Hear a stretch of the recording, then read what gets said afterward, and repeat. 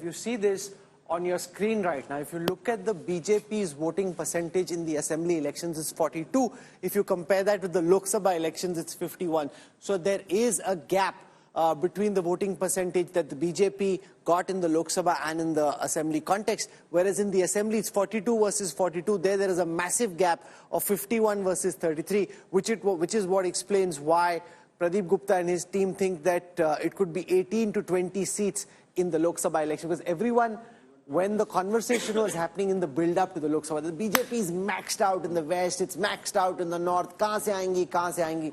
What they weren't anticipating was this kind of a massive jump in seat share in states like West Bengal and Orissa. No, so Rahul, if you put up that map of 2019 where every constituency is mapped saffron for BJP, you will find it very hard that how is BJP dreaming for 400? Everything seems to be saturated and maxed out.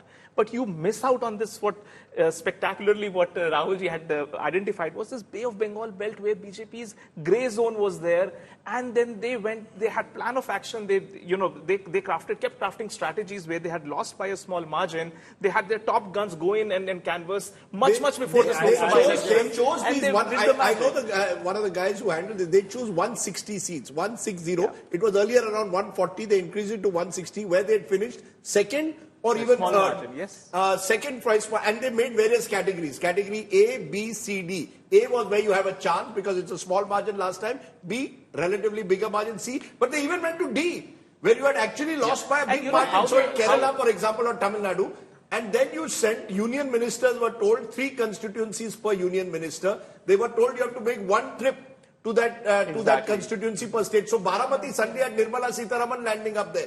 Baramati, where of course eventually it went to the NCP, but before the NCP had broken, Nirmala Sitharaman was going still not gone with to the NCP. prospect. It might go. It might go, but no, I'm saying in the sense there was no NCP candidate. The original idea was BJP would take on NCP there. Right. So they went to these 160. Now imagine you did this 2 years ago. My point to the opposition is, did you at any stage even think about how are you going to revive yourself in the Hindi heartland where you've lost election after election now for over 2 decades? And then, see, you had a lofty goal of 400 and 370 for BJP and 400 NDA. How do you break this goal for the person who's manning the booth? It's a very hard task. Like how, as a CEO, do you break down your goals for the man on the ground? What Prime Minister did was, he said that all I want is 370 extra votes every booth. So create a strategy to give me 370 votes.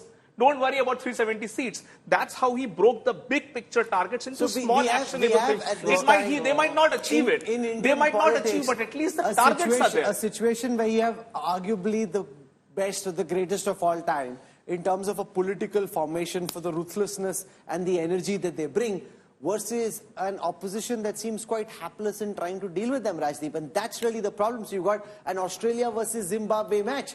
Each time it's Australia versus Zimbabwe, you know who's likely to win. With one caveat, I still think in certain parts of the country, the regional parties that are still rooted are able to, in state elections in particular, and I make the distinction, that's why even here, in state elections where they have their own networks on the ground, then whether it's a Biju Janata Dal, whether it's a TMC, whether it's a DMK, these parties have the ability.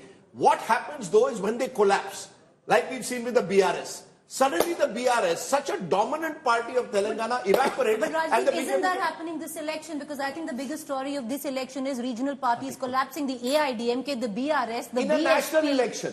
But okay, I will really test but it's them. But it's a story. Of course because the last one, I'll tell you what, in 2019, you had the BJD comfortably coming home in assembly, forming their own government, and the BJP falling short. Now you're looking at a place where the BJP is completely at the same level at the BJD. Priti, you're absolutely right. The next time around, what's going to happen in West Bengal? You could have the BJP giving the TMC a fight of its life. But I'll you see, with one caveat to all of this, and we are going to see this play out, I think, in the next 1 year or 18 months.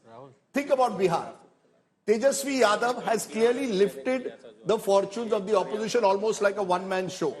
But in a Lok Sabha election where it's Mr. Modi and the juggernaut and Mr. Modi is on the ticket, it's not easy for a Tejasvi Yadav to take on Prime Minister Modi in an election where you want to choose the Prime Minister. But the same Tejasvi Yadav may well be in the competition to become the next Chief Minister of Bihar when you have assembly elections. Same thing with Arvind Kejriwal in Delhi. Same thing in Maharashtra with an Uddhav Thackeray.